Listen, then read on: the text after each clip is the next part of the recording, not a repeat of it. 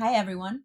Before I get to the episode, I want to take a moment to address the United States Supreme Court decision to overturn Roe v. Wade on June 24th, which stripped away the right to have a safe and legal abortion. Restricting access to comprehensive reproductive care, including abortion, threatens the health and independence of all people, which we have already seen with abortion bans and restrictions in countries like Poland and Malta. This decision has dire consequences and could have harsh repercussions for other landmark decisions within the United States. I encourage our audience, American and otherwise, to learn more about what you can do to help at podvoices.help. I encourage you to speak up, take care, and spread the word. Welcome to the Ellevate podcast, conversations with women changing the face of business. And now your host, Maricella Herrera.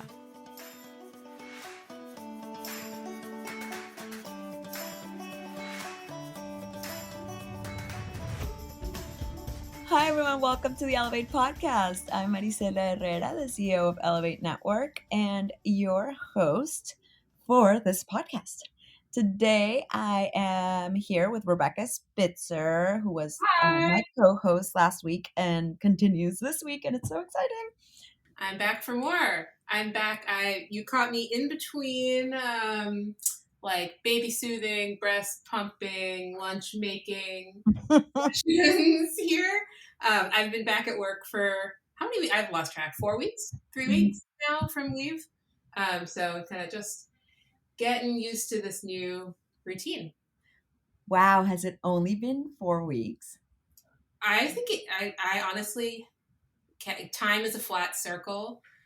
When I was off, I had no idea what week it was, and now that I'm back, I still have no idea what week it is. We've done so much in the last 4 weeks. We move fast. Wow, that just blew my mind. I remember when you were on maternity leave, counting the days until you got back.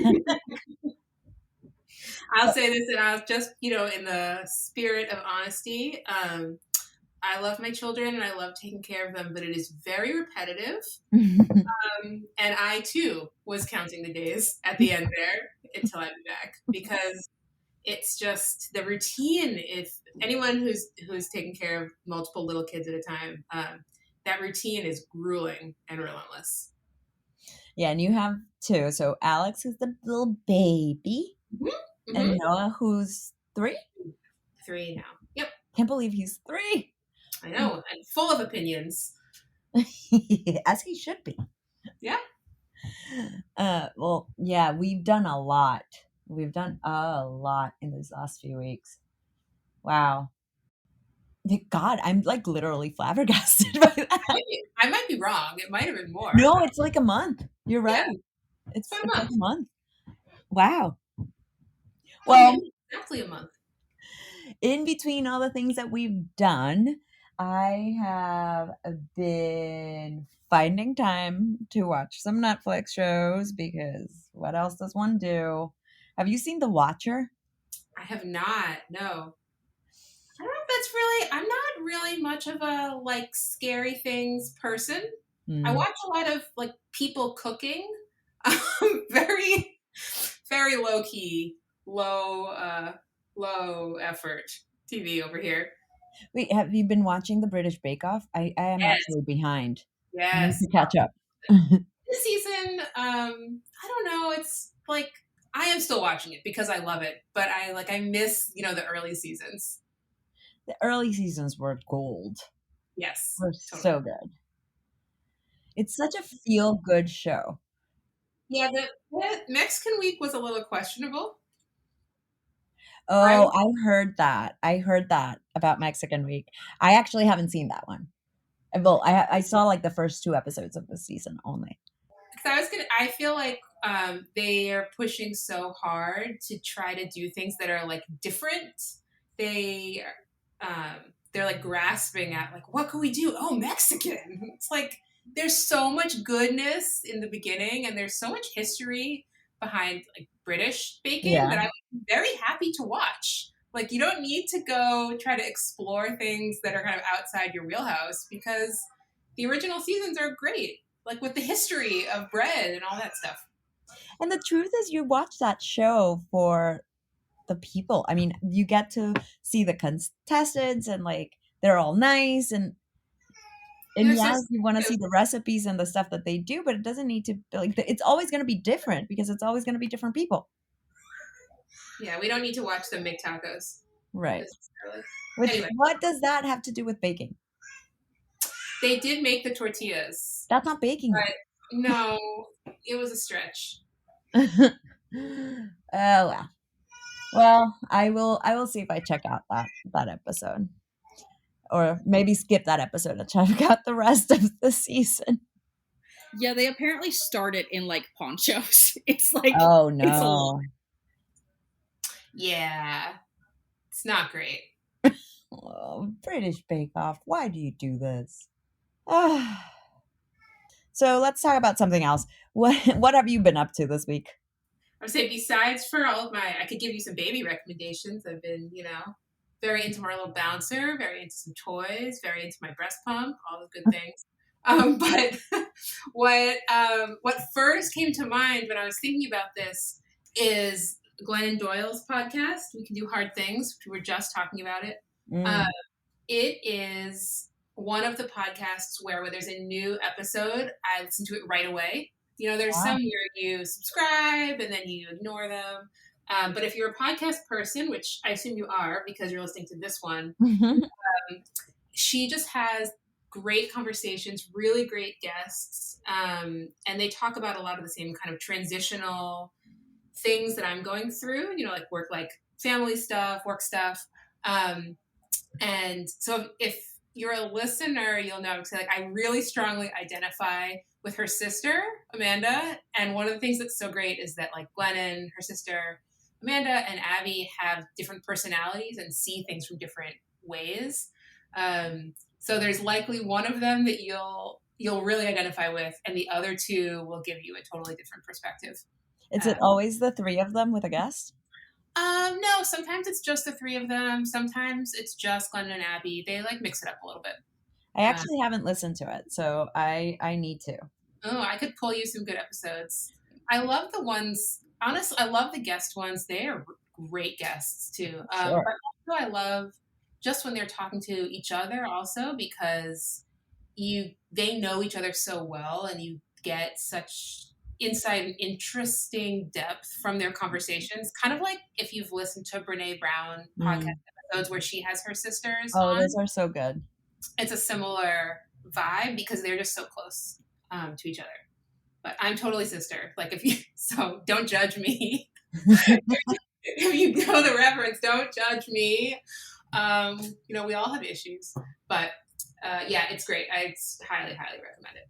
I have to listen to it. I have to. I follow her on Instagram, and I do listen to like little snippets of that she posts on the podcast. And I've read some of her books, and I think she's really great. So it doesn't make sense why I'm not listening to the podcast. So I'll start. It comes out twice a week, so it can be hard to keep up, I will say. But it's great. It's great. I love to listen like while I'm making dinner, if I'm on the train, something like that. It's great. Yeah, this is what just happened with the lack of commute. True. You listen when I'm running, but when I'm running, I tend to listen to funny stuff because I just need to get my mind off of the fact that I'm running. Right. Yeah. Although right now I'm not supposed to be running because marathon. But yes, recovery is also important. Yeah, it's part of it. It's part of the whole thing. Well, today, speaking of important things, we have Joanna Frank on the podcast. She is an architect, coupled with having a visionary business mind, and she's spearheading health-based real estate initiatives. So I mentioned this last week. What she does really and what she's working with is how do we make sure that buildings are positively impacting our physical, mental, and emotional health instead of making it worse, and how this impacts people from all walks of life, from like business executives to industrial warehouse workers to residents of low-income housing. There's a huge disparity, and it's it's not something we think about often, but it's really eye-opening when you learn about these things. So hope you enjoy the conversation with Joanna.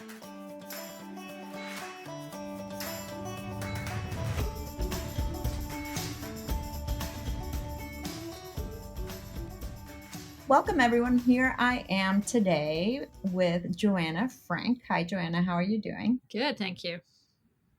Joanna is the president and CEO of the Center for Active Design. I know you're an architect, but you're doing so much more. We always like to start these podcasts with a little bit of background about yourself, kind of how you got to where you are today, basically. Sure. Yeah, no, it's not a straight line. It probably never is, right? So I actually started as a fine art student. How about that for not a straight line? So I studied that I did not read. Right?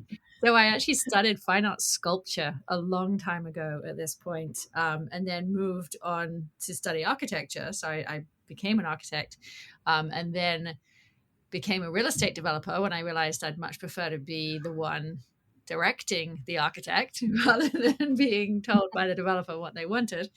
So I became a real estate developer. I was developing multifamily and mixed use housing here in New York City. And then I joined the Bloomberg administration when Michael Bloomberg was mayor of New York in 2010, after the real estate market crashed in 2008. So we hung on for a while. But yeah, I joined the Bloomberg administration, and that's how a real estate developer kind of becomes someone who's running a nonprofit and becomes pretty much obsessed with data. So I ran the active design program under Michael Bloomberg, which was taking public health research, working with the public health agency in New York City, translating that public health research for the design and construction agency in New York, which in New York, the way it's set up, that one agency builds for all the other agencies. So it builds for the streets and public spaces and public buildings and libraries, and even has a way to reach out to the affordable housing developers as well. So it is that work that I've continued for the last 10 years. We created a nonprofit at the end of the Bloomberg administration to continue that work, the Center for Active Design. And then we created a for-profit last year, a C Corp, called Active Design Advisors, Inc., which is a day. And between those two companies, we now run the Fitwel Healthy Building Certification, which is at this point in 40 plus countries. So many things I want to ask. Talk about not a straight line. Yeah. You're absolutely correct. You've been doing different things. It's funny, you were talking about real estate development, and I back in my previous life, I was a real estate banker. Worked with the real estate developers to give them credits. Nice. So yeah, one of my team actually comes from merger and acquisition. She has a background in finance, and then went back and did a master's of public health, and now works with us. Ooh. Yeah, which is also a great combination of skills. Absolutely. Yeah. And so how was it to navigate the 2008 period? I know I'm throwing it back there, but it's interesting. You were in that space specifically, and then went into public service. So how did it go? Sure. No, I mean, I was very young at the time. We had taken on a huge amount of risk. It was me and my business partner, both women. We were actually the first real estate company, run 100% by women, that was funded by HSBC for a construction loan here in New York, which seems crazy, right? HSBC, global bank. Yeah. And we were the first all women. I'm baffled right now. Right? At the time, I was like, that can't be true, but apparently it was. So we were young, we were very ambitious. We were not at all risk averse. When you take on a real estate construction loan, you are taking on that liability personally as well as for the company. Mm-hmm. They make you do that because they want you to have skin in the game, as the expression goes. Yep. And, we obviously didn't foresee a global recession happening. So yeah, it was a real learning curve. It was, I love real estate development. I love the whole process. I love the the nitty gritty of the spreadsheets and looking at the numbers, and the fact that in a given day you're on a construction site in the morning, and then you're on the phone with bankers, investors, Yeah. then you're on the phone with your marketing team and the sales team, and I love that. Right, that makes me very happy. But that risk did not make me happy. When the market crashed, it was terrible. Right, I almost bankrupted my family, not just putting the business in jeopardy. So I think I learned something about myself from that, and that was too much risk. And then the Bloomberg administration obviously was a safe harbor for all the really boring things like, I need to pay the mortgage, those kind of things. I had a young family who are now grown-ups, which is crazy. But anyway, so yeah, I mean, it does mean today running a nonprofit and a for-profit, it feels it's obviously I have much less risk, right? I don't have personal risk in running either of those companies. And I think that that's interesting for me, that you have that perspective, that and we survived. Actually, we didn't go bankrupt in 2008. We were able to hold on. We were able to sell the apartments that we had on the market in 2008. We actually came out whole. We didn't make any money, Wow. but we didn't lose money for our investors or for ourselves. We didn't make a dime. In fact, I'm totally telling stories now, but my partner and I, both women, as I mentioned, we went shopping and we bought a pair of boots each, and that was what we made on the deal. That was our Oh my God. represented the profit, Well, basically.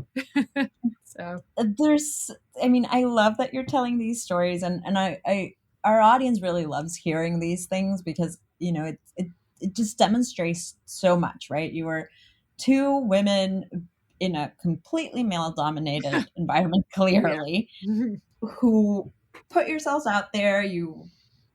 Everyone is like, take a risk and like do your own thing, and then you do, and then this horrible situation in the market happens. And you, like you said, you learned something about yourself, but also, the resilience of going from what am I going to do to being able to at least not lose money and get your boots.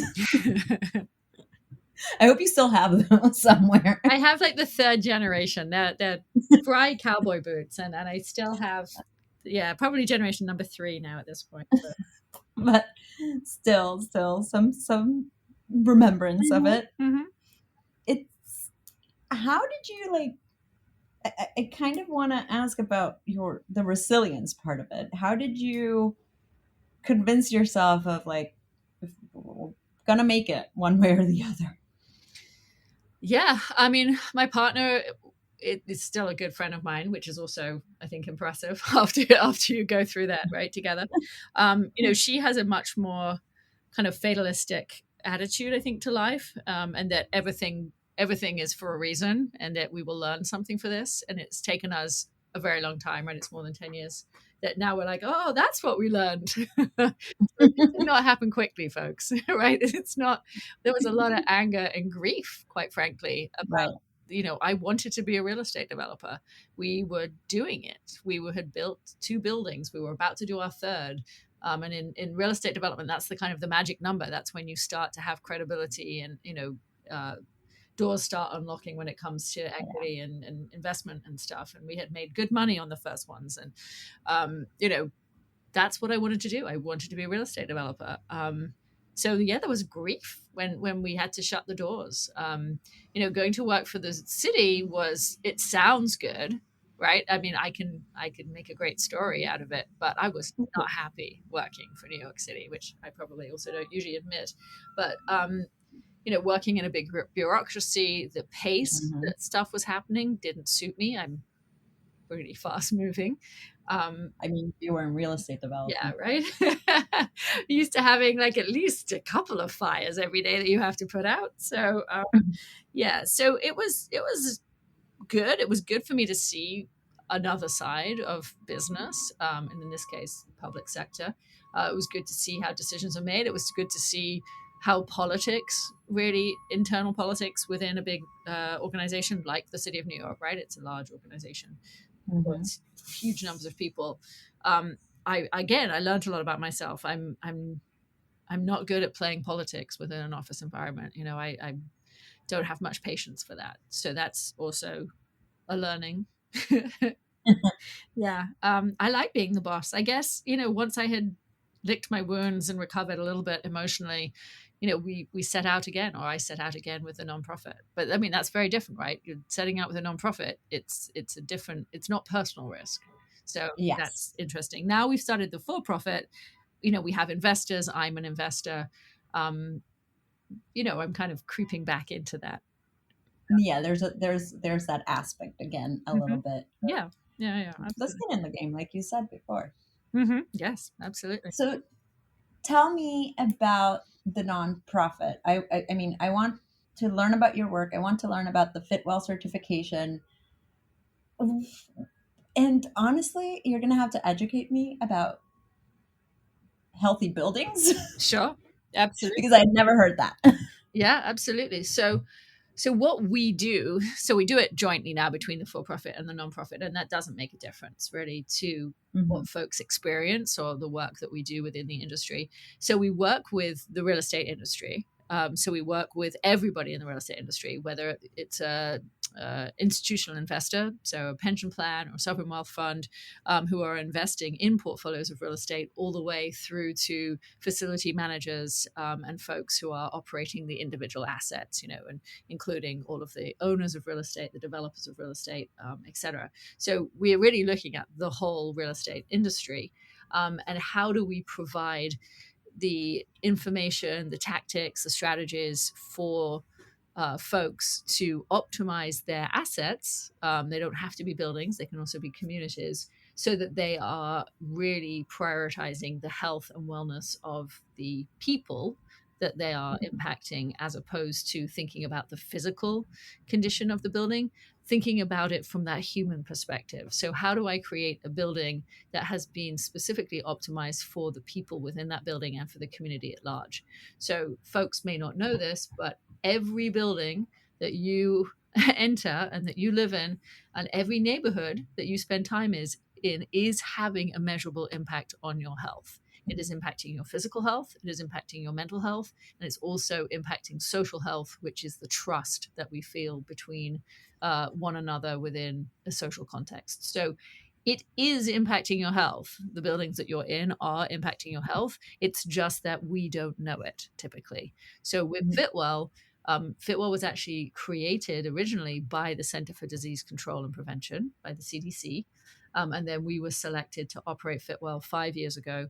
So there's a huge global evidence base coming out of public health research. We have more than 5,600 peer-reviewed academic research studies behind the Fitwell standard, right? So it's a case of taking that incredible body of knowledge coming out of public health and translating it into practical, implementable strategies for folks in the real estate industry, right? Because that research wasn't written for the building industry. It's academic, it's written in academic language, it isn't written for practitioners, it's written for other researchers, it's public health research. So our job from active design on has been, how do we translate public health research so that the folks who are making the decisions about how they're operating buildings, how they're designing buildings, how they're investing in buildings, how they're measuring the impact of buildings, how they're assessing risk when it comes to financial risk of buildings, how do we ensure that the human condition, that a human-centric perspective is part of that equation? And that's what we do. So we have a standard, the Fitwell standard, which, as I said, was originally created by the CDC, and we've updated it over the last 5 years as the evidence base has evolved. So really, that standard defines a healthy building. It says these are the locational attributes of a building that affect health. These are the design attributes. These are the policy attributes or the policies that impact health. So indoor air quality, how you're managing your pests, really simple stuff like that. Water quality, and then lastly, amenities. So having a room to do exercise in, how does that affect the occupant's health? Having outdoor space, ensuring that outdoor space is well managed. All of these things have a measurable impact on health, and we can tell you what that measurable impact is. Wow. And that's kind of where the magic happens, in that this isn't just a list of things to do. You actually get, it's a weighted list. You get a different number of points for each strategy, which directly correlates to that measurable impact on health. So you can then use that data set to then inform your risk, your investment risk, which is ESG. Have you guys talked about ESG in the past? So real estate has to report on their environmental, social, and governance metrics. We are providing you those S metrics, really those human-centric social metrics. So that's what Finland is doing. So interesting. I mean, I understand the idea of having this very standardized metric based approach. I think that's incredible. You have companies like, for us, for example, we're B Corp, a certified B Corp, and we have to report on so many things. And this seems similar, right? Like you're getting that certification that you're doing things right. And then I wanted to ask a little bit on the you said the word human centric quite a few times, or like focus on humans. And it's a whole trend we're seeing, right, in the business world specifically, or I say we're seeing, but I think I'm also on the tear of all companies should be human centric and people should be treated as people, and so to think about it in your physical space, like you said the things that I was thinking, like pest control or air quality. What else would you consider, or could you give me an example of something that's maybe not one of those things, but that is more human centric, or that is affecting the mental health or the social health of people within a building or a community? So, I mean, I would start by saying it's kind of all of the above, but I'll give some kind of tangible examples. So if we just start with location.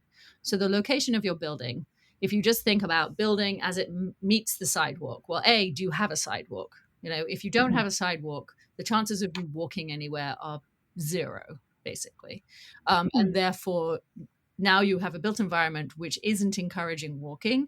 If you don't walk in your neighborhood, you aren't socially interacting with your neighbors either. And that directly impacts your mental health because you're more socially isolated. It also impacts social health because you aren't building bonds of trust between you and your neighbors because you aren't interacting with them.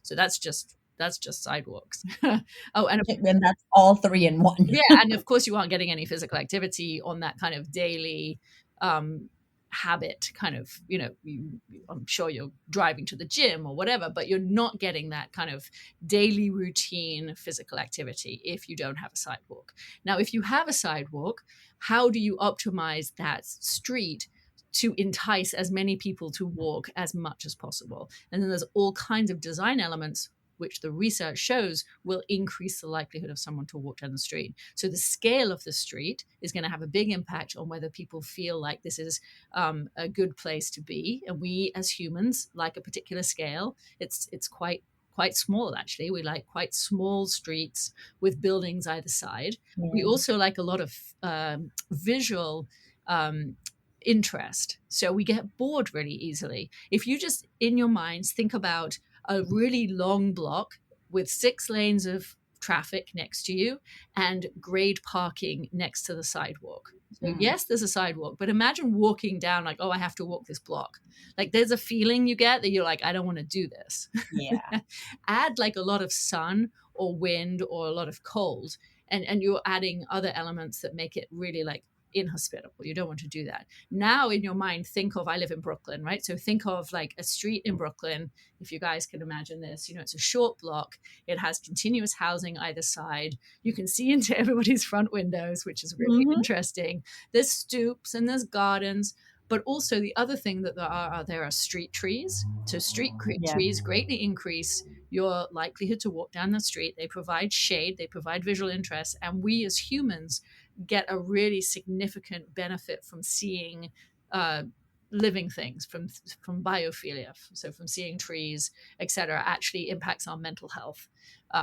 So those street trees are providing physical shade, actually up to a 20-degree cooler under a tree than in an environment that doesn't have trees. So that's pretty pertinent these days, right? Where we're in this Yeah. new cycle. There's also obviously a benefit to the air quality if you have enough trees. And then there's the kind of the mental health benefit of actually seeing the trees. So that's going to entice me to walk down the street more. If you have benches, that's also shown to increase the likelihood to walk down the street, which maybe sounds counterintuitive, but that's specifically also around like vulnerable populations, so older populations. If you have benches, we see an increase in likelihood to walk down the street. So these are just some of the elements that all of them, there's research behind it, and we know that they add to the likelihood of people to walk down the street. So it's scale, the length of the block, the visual interest, the amount of greenery, and street furniture. And then the last thing, let's just throw in here, because this is the same for all for all buildings, and that's the maintenance. We really respond to maintenance. So how well maintained a street is or a building is actually going to have a direct correlation to your level of trust. So if I see a lot of garbage, we did some research with UC Berkeley and found that it was garbage that has the greatest impact on levels of trust within a neighborhood setting. So up to a 10% reduction in trust when there's a lot of garbage, as opposed to a well-maintained environment. So trust has been so affected during COVID, right? We're all feeling very anxious. We have a lot of social isolation. You need to be able to trust your neighbors in order for you to walk down the street in the first place. So you can see that if trust starts to deteriorate, then folks get shut in, especially older populations and the youngest populations, actually. And then that exacerbates mental health issues. Social isolation is one of the leading causes of preventable death globally, along with smoking and physical inactivity. My God, I've learned so much in this. It's fascinating. I'm never going to see my tiny little New York apartment the same way. See? And as you were talking about, like the different streets and how they look, and if you would like to walk here or that, I've been doing a lot of running because I'm training for the marathon. Nice. It was right past my block. I'll have to wave. Oh well, I'll be passing there November 6th, and I've been actually running from here in the Upper West Side down to Brooklyn and up Queens and coming back to the Upper West Side, and it really, like, you really can tell like the different areas where you you feel safer or not, and a lot of it is what's around you. Absolutely. And it's incredible. Yeah. So all of that is measurable and quantifiable and affects real estate value. And do developers or need to comply with some of these? Is it like mandatory? No, none of this is mandatory. So folks are using it. I mean, we've seen a huge increase in use actually because of COVID, and because now there's demand, right? Before COVID, I think having a healthy building certification, talking about health as a real estate developer was really seen as a nice to have before COVID. When I've done everything else, then I'll think about health. But now it's very much seen as a necessity, as table stakes, and there's a risk to not doing it as opposed to an upside to doing it. And in anything finance related, obviously, risk gets much more attention than the potential of an increase in return on investment. The potential of a loss of income or a loss of value is much more motivating. So we, as health and as part of ESG, the S part of ESG, are now in the risk column. So that has really changed everybody's perception of where this sits. It's not mandatory, but if you want investment from those institutional investors, if you want to hold on to your tenants, or if you as a tenant, as a company, want to entice your employees back into the space, you need to be considering the health of your occupants or your employees.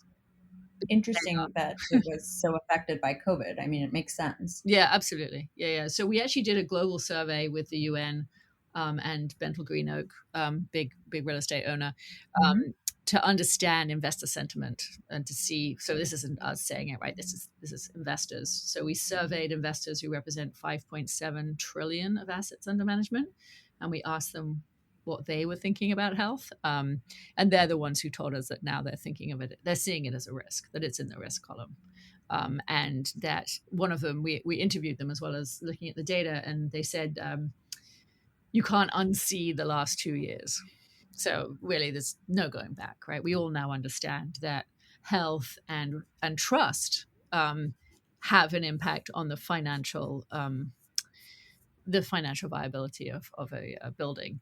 Now, the area that we're really like kind of talking about now around kind of as we see climate change happening is really understanding the human-centric risk from climate change. So real estate up until now has really been looking at the physical risk to their property due to climate change, so flooding, but from a physical risk perception.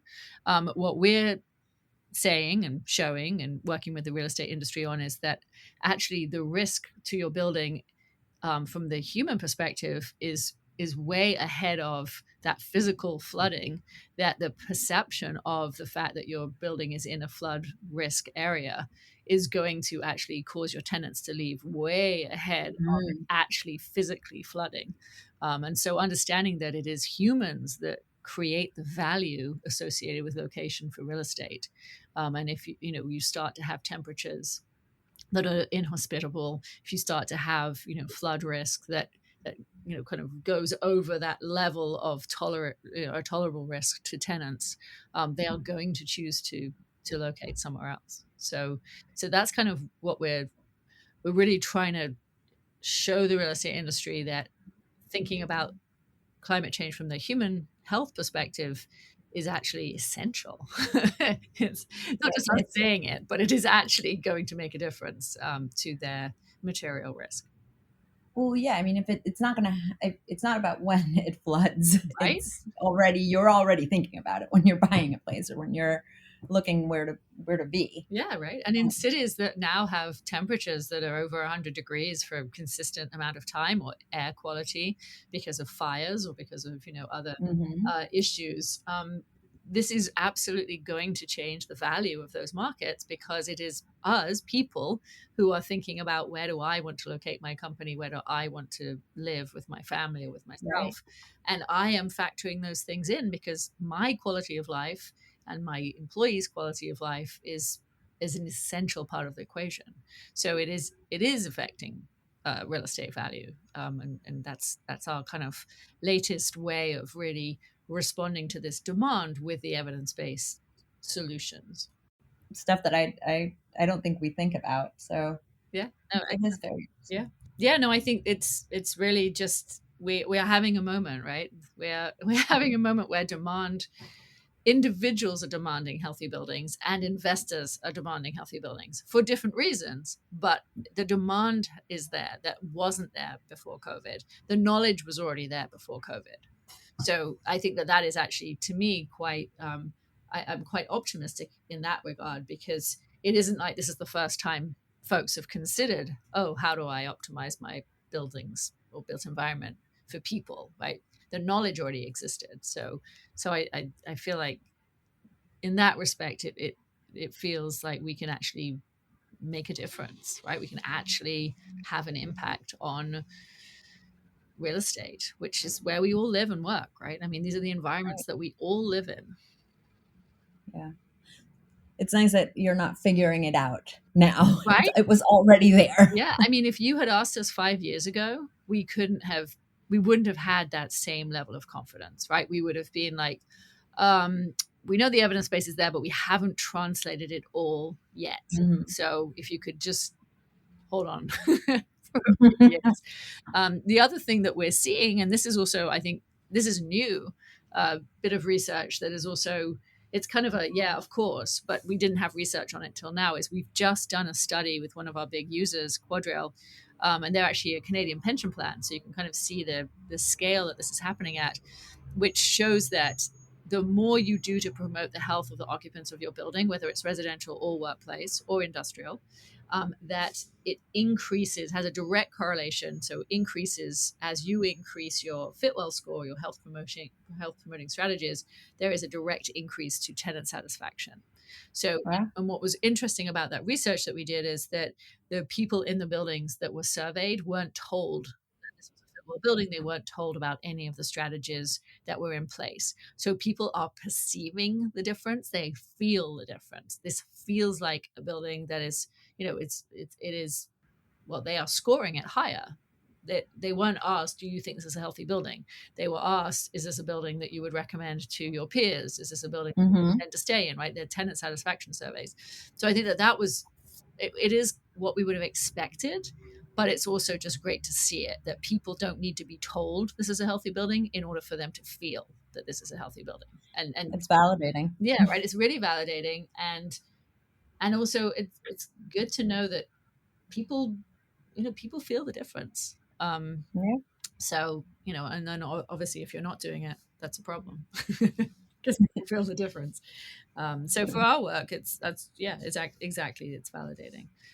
So that's kind of new news that just came out in the last couple of months. Interesting. I seriously am like looking around at my apartment and thinking about it. So we'll do a quick lightning round. Just answer a sentence or less. We tend to finish these off like that. It's kind of fun. Walkout song. What's the song that gets you excited? Wow. I like Massive Attack, showing Ooh, my age. I like Massive Attack. Favorite holiday? I think, I don't know, being British. I think I like Thanksgiving. I'll adopt one of yours. It's not mine either, but I have adopted it since I've been living here. What's your superpower? Superpower. I don't know. Which superpower do I have? I like numbers. I think that's a superpower. That is a superpower, a very useful one too. And finally, one thought you'd like to leave our audience with. I think it's that the kind of thing, the theme we keep coming back to, and that is that where you live, where you work is affecting your health. If you are in a position to change it, then educate yourself and change that environment. And if you, as an individual, demand it of whomever is in a position to change it, right? So it is affecting your health. This is also an equity issue in that we see a big difference in the environments that we all live in, directly correlated to income and all of the usual social determinants. So demand better, right? We know what to do. We know how to do it, and demand is what's really changing this market. So I think as individuals, we all have that power. Great. Thank you, Joanna. Sure.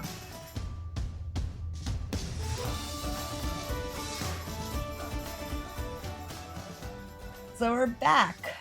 Wasn't that eye-opening?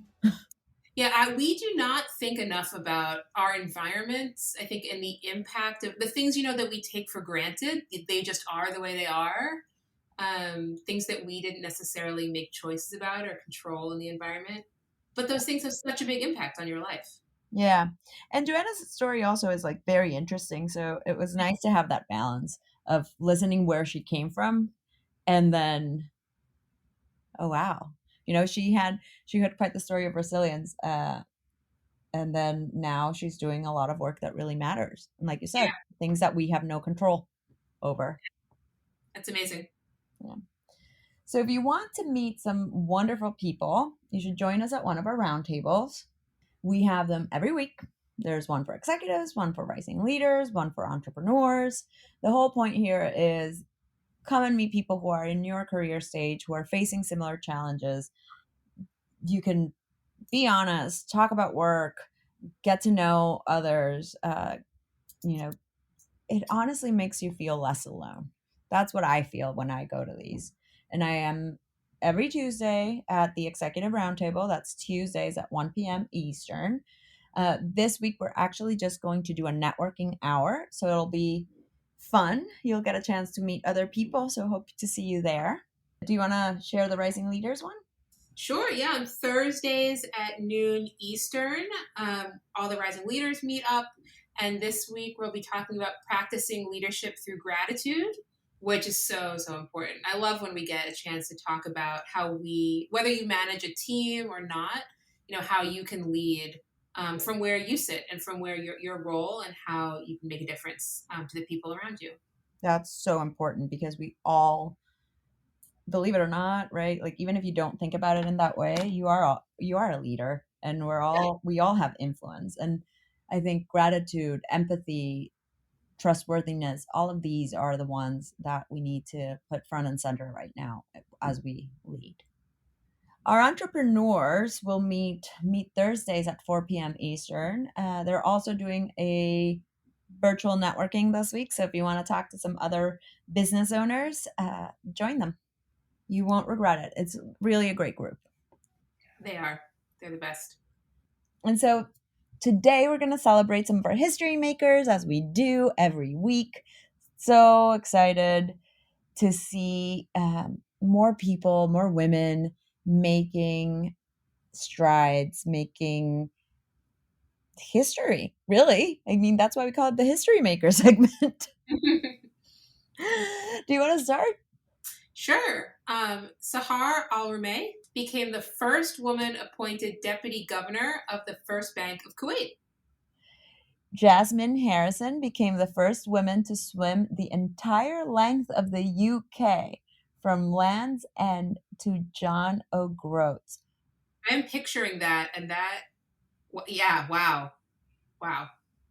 That's cold. That's a cold swim too. Oh, yes. Cold and long. Wow. I'm impressed, Jasmine. Kelby Kennedy has become FEMA's first National Tribal Affairs advocate. It's amazing. It's really, really such an important role. Such an important role. So very happy that's a thing now. Mary H. Van Brunt became the first woman president of Spring Hill College.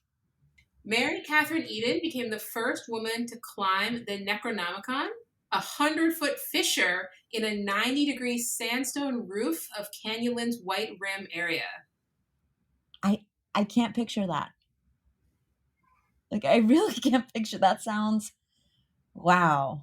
This sounds silly, but 100 feet is one of those measures where it's horizontal down the road, it's nothing. When it's vertical, Oof. 100 feet is a lot when it's vertical. Oh, yeah. Emily Tal became the first woman at Classic Fire and Life Safety to receive her sprinkler fitter certification. Good job, Classic Fire and Life Safety. Go, Emily. So next week, it's honestly one of my favorite. Like, I don't know if I can't play favorites because everyone's so great, but I did fangirl a little in my next conversation. It's Anne Mukherjee. She's the CEO of Pernod Ricard North America, aka Lots of Spirits, aka Absolute Vodka. And Absolute was what my shining North Star back when I was studying marketing back in the day. I thought they were so cool. So she's the company's first female BIPOC CEO and has worked on a lot of campaigns like Sex Responsibly and others that are campaigns that are making history because they are campaigns from a spirits company that are addressing issues of consent and the role that irresponsible drinking can play in sexual assaults. So really, really looking forward for you to listen to this conversation. So see you next week. Bye. Thanks so much for listening to Ellevate. If you like what you hear, help a girl out. Subscribe to the Ellevate podcast on iTunes, give us 5 stars, and share your review. Also, don't forget to follow us on Twitter at EllevateNTWK, that's Ellevate Network, and become a member. You can learn all about membership and all the great things that Ellevate Network is doing at our website, www.ellevatenetwork.com. That's ELLEVATE network.com. And special thanks to our producer, Catherine Heller. She rocks. And to our voiceover artist, Rachel Griesinger. Thanks so much, and join us next week.